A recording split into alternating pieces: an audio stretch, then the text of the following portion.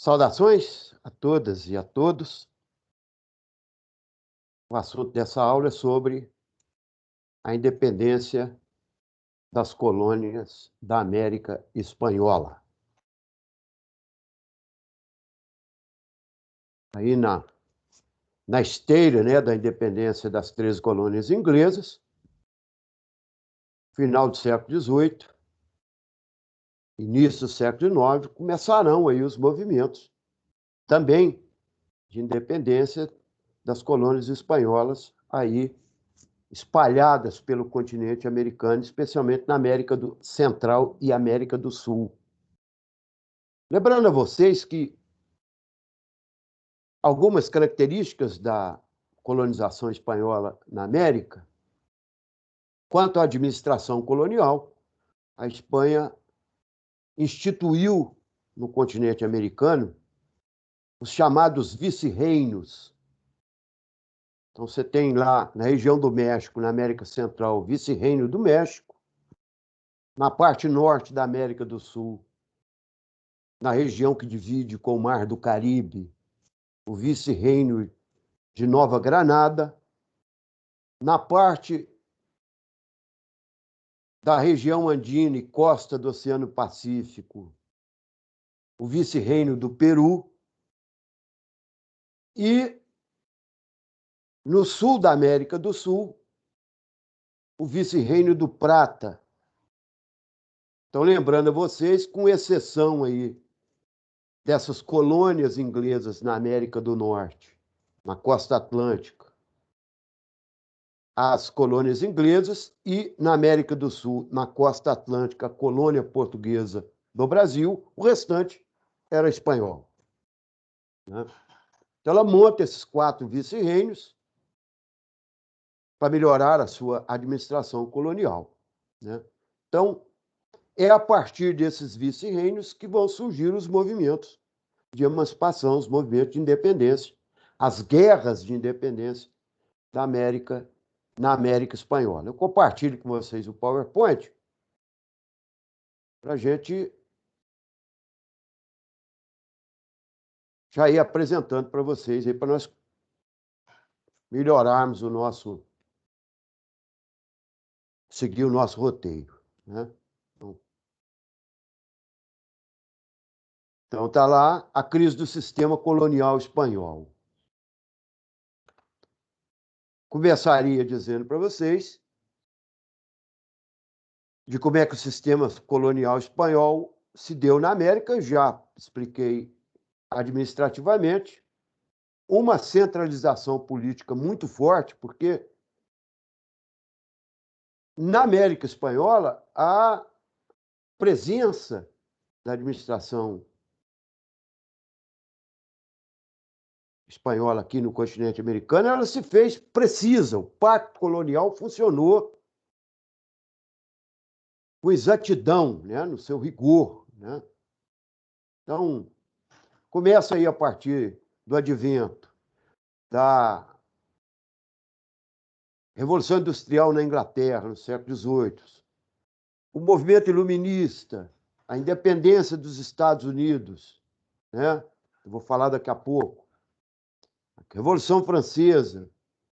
Esses movimentos, especialmente a Revolução Industrial na Inglaterra, a Inglaterra se vê obrigada a abrir novos mercados consumidores, e ela vai, né, por tratados com a Inglaterra, com a Espanha, tentar abrir a América Espanhola para a sua produção, o mercado da América Espanhola para a produção, para a entrada desses produtos advindos aí da industrialização na Inglaterra.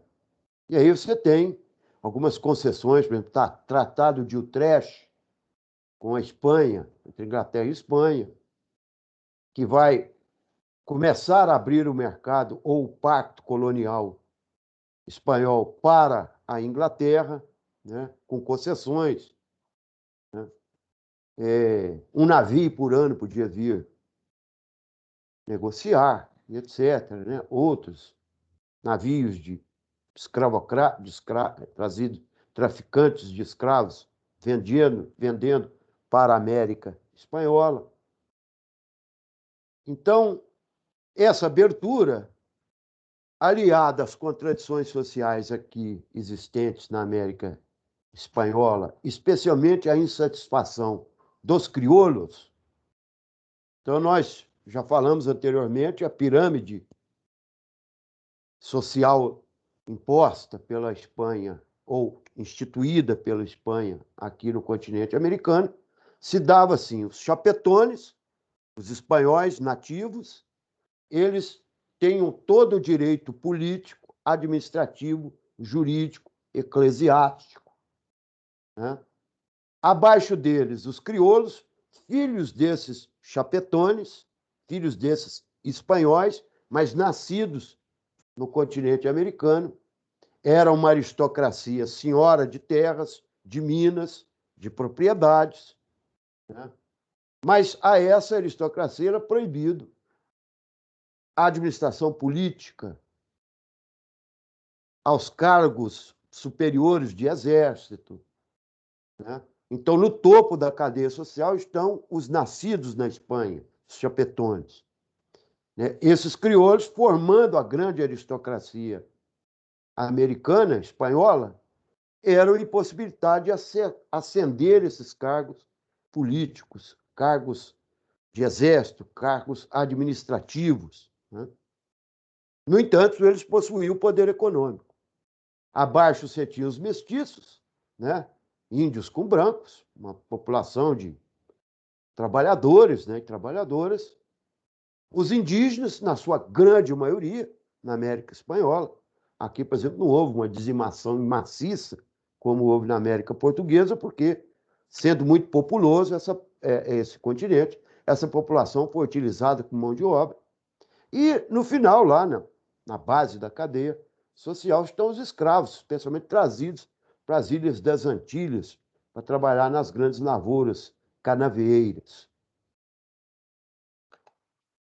Esse próximo slide ele fala para nós da crise do sistema colonial. Então, a independência dos Estados Unidos, né, a independência das 13 colônias, vai ter um reflexo muito grande aqui sobre essa aristocracia crioula, né, e ela vai se espelhar nesse movimento das 13 colônias para começar o seu processo de emancipação e libertação dos laços coloniais.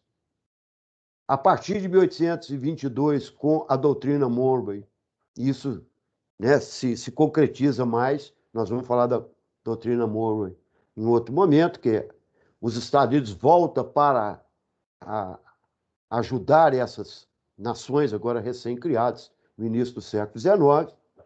A Revolução Francesa, né? Você tem caso, por exemplo, aí, de crioulos que foram à França e lutaram, né? Nós vamos falar o nome de um aí daqui a pouco, na Venezuela. Lutaram lá na Revolução Francesa, né? E que vai voltar com experiência militar, né? E vai empreender o movimento de independência aqui. A aliança da Espanha com a França contra a Inglaterra, na medida de que Napoleão se impõe, né? Invade, inclusive, a Espanha. Com isso, a Inglaterra passa a apoiar esses movimentos de emancipação aqui na América Espanhola. Ora, depois a Espanha se volta contra a França de Napoleão, especialmente a partir da derrota de Napoleão em 1815, né? E a Santa Aliança, o Congresso de Viena, que impõe de novo a monarquia na França e acirra os movimentos de exploração colonial na América Espanhola. Então, esses crioulos, essa aristocracia, se alia, né, à Inglaterra e aí cria um grande intercâmbio comercial, já que logo depois da saída, da invasão da Espanha pela França,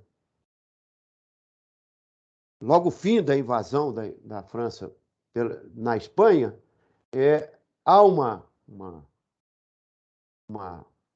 revolução na própria Espanha, né, uma revolução constitucional. A Espanha se vê enrolada com esse movimento lá, e a Inglaterra aproveita para ampliar os seus laços, né, os acordos com essa elite colonial. Bom, começamos então pela. Tem outro aqui no meio, né? Vamos falar das guerras de independência. A guerra de independência, a historiografia divide aí em 3 movimentos. O período de maturação, que vai de 1780 a 1810, e destaca aí, por exemplo, significa o quê? Os primeiros ensaios, as primeiras rebeliões. Você destaca a rebelião de Tupac Amaru, no Peru, a revolução de nativos indígenas contra a exploração colonial, né? Essa liderança crioula cada vez mais se insurgindo contra o regime metropolitano, né? E, a partir aí de 1810, a formação das juntas governativas no México e na Venezuela. O que são essas juntas governativas? Apoiadas por Napoleão, contra a coroa de Felipe V na Espanha, esses cabildos, os cabildos eram assim, municípios, né, que dentro da administração espanhola possuíam uma certa autonomia política. Esses cabildos, tão logo se volta, né, o pacto colonial, acirra o pacto colonial, pós saída de Napoleão Bonaparte, esses cabildos se tornam juntas governativas, especialmente uma no México e uma na Venezuela, e vão empreender um movimento de emancipação, né? Também aí, a partir de 1810 e 1816, as primeiras grandes revoltas, né? Então, a Espanha intervém nessas juntas governativas, embora hajam algumas revoltas, umas rebeliões, elas são sufocadas especialmente porque parte dessa elite crioula, né, temendo perder os seus benefícios econômicos, vai apoiar a coroa espanhola, né? Mas o movimento não tem mais como parar, né? E no terceiro momento, as chamadas guerras de independência, que vai de 1816 a 1825. Começamos aí pelo México, né? O México, tão longe de Deus e tão perto dos Estados Unidos. O México tem toda uma particularidade, né? Então, você tem aí, em 1810, uma insurreição popular, liderada pelo padre Miguel Hidalgo. Ele lidera ali mestiços, índios, né? E propõe uma república popular, né? Com reforma agrária, distribuição de terras, confisco de bens dessa aristocracia, né? Mas rapidamente, essa elite espanhola, essa elite mexicana, temendo esse caráter popular do movimento, se alia à administração espanhola e o movimento é sufocado. Miguel Hidalgo é fuzilado, né? Em 1811, o padre José Maria Morelos também, né, proclama a independência da Nova Espanha, ou seja, o território do México, que engloba aí parte dos Estados Unidos até o Panamá, né? Então, proclama a independência, né, sob um regime republicano, abole a escravatura, etc., né? Mas a coroa espanhola vai cair matando. E aí surgem 2 figuras, especialmente Agustín Iturbe e Vicente Guerrero, um defendendo essa emancipação, essa independência do México, e o outro trabalhando para a coroa espanhola contra essa independência, mas Agostinho Iturbe percebe os benefícios que traria para ele, né, pessoalmente, se o México se tornasse independente. Ele apoia o Vicente e os dois proclamam a independência pelo Pacto de Iguala em 1821, a independência do México. E se torna logo depois imperador, né, Agostinho I, que logo depois também, né, é derrubado pelo general Santana, e o México elege aí pela Constituição de 1824 o seu primeiro governante, né? Então, dependência do México.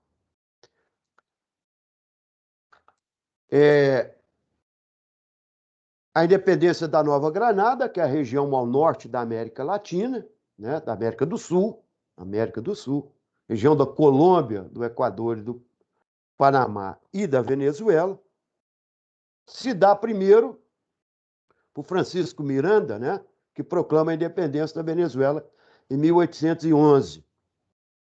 Francisco Miranda é justamente esse que vai, ele luta na independência dos Estados Unidos, luta na Revolução Francesa, então ele tem uma experiência militar, né? É um crioulo com experiência de militar venezuelano, e ele proclama a independência, mas o movimento, né, é derrotado em 1812 pela falta de unidade dos crioulos venezuelanos em torno de um projeto de constituição de independência, de construção da sua independência. Né? Eles são derrotados em 1812 pelos espanhóis. Mas aí surge a figura de Simão Bolívar, esse que é considerado o libertador do continente sul-americano, né? Essa grande figura da nossa história na América Latina. Simão Bolívar é também um membro, né, dos crioulos, da aristocracia crioula. Ele, à frente de um exército, ele proclama e enfrenta os espanhóis e, entre derrotas e vitórias, proclama a independência, cria a República da Gran Colômbia em 1819, que, né, compõe aí a Colômbia, a Venezuela e o Equador. Ele começa pela Venezuela, né, emancipa a Venezuela, logo depois parte para a Colômbia, né, emancipação da Colômbia e também no mesmo ano, 1821, e o Equador em 1822, na sua épica travessia dos Andes com um exército, né, para combater os espanhóis. A independência do Vice-Reino do Prata é a região da Argentina, do Paraguai, né, e do Uruguai, pertencia ao Vice-Reino do Prata. O Paraguai proclama sua independência em 1811 numa junta governativa liderada por Zé Gaspar França. É um território ali um tanto quanto no meio do continente. Os espanhóis, né, têm ali pouca interferência, então o Paraguai se emancipa em 1811 e aí cria uma ditadura perpétua, né, pelo próprio José Gaspar França. Aí está errado o nome, mas é Gaspar. Né? E surge a figura de José San Martín, também um membro da aristocracia crioula na Argentina, né? Que proclama a independência das Províncias Unidas através de uma guerra contra os espanhóis em 1816. No entanto, você tem a região do Uruguai que passa a pertencer ao Brasil em 1821, né? Com a Guerra Cisplatina, mas num movimento interno, né, liderado isso aí por lideranças uruguaias, em 1828 ele se liberta do Brasil e cria a República do Uruguai.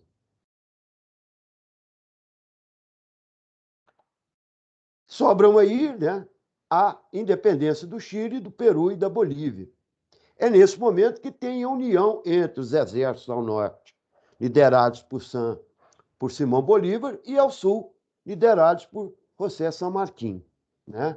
Então, San Martín atravessa os Andes e proclama a independência do Chile, derrota os espanhóis, né? 1818, parte por uma pequena esquadra, um pequeno exército, para o Peru, porque é o último reduto de resistência espanhola no continente americano, na América do Sul, né? Vencem os espanhóis e conquistam Lima, né? Encontram com o exército de Simão Bolívar, que está na libertação do sul, de uma resistência ao sul do Equador, e proclamam a independência do Equador em 1824.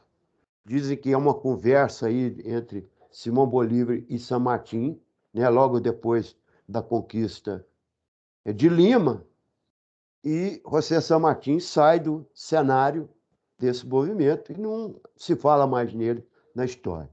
O fato é que o último reduto aí de resistência dos espanhóis é na Bolívia, né? Então, Bolívar indica o general Sucre, né? E o general Sucre vai até o território boliviano e proclama a sua independência, expulsando de vez os espanhóis, né, em 1825. Então, a partir daí, em 1825, é o fim do Império Espanhol na América, assim chamada América Espanhola. Tenham todos uma boa semana, um abraço.